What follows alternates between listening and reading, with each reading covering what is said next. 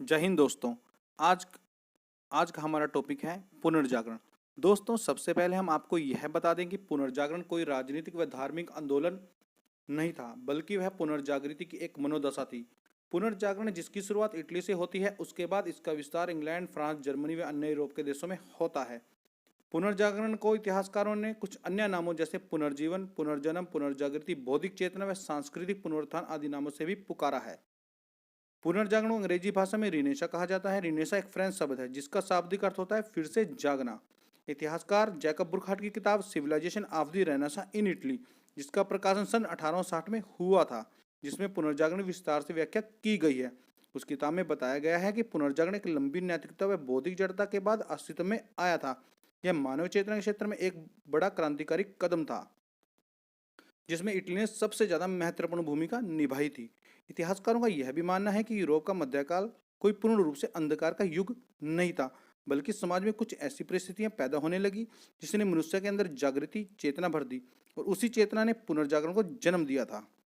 P सीमित एक महान इतिहासकार थे। उनका मानना भी यही था कि पुनर्जागरण कोई एकदम से घटित होने वाली घटना नहीं थी, बल्कि इसके चिन्ह पहले से मौजूद थे।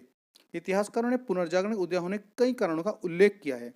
उनमें पहला कारण था धर्मयुद्धों का होना, जो 11वीं से 13वीं शताब्दी के मध्य लड़े गए थे। दूसरा कारण था व्यापार। व्यापार ने पुनर्जागरण में बहुत बड़ी भूमिका निभाई थी, जिससे एक समाज व देश के लोग एक दूसरे से व्यापार के माध्यम से जुड़ने लगे और विचारों का आदान प्रदान होने लगा।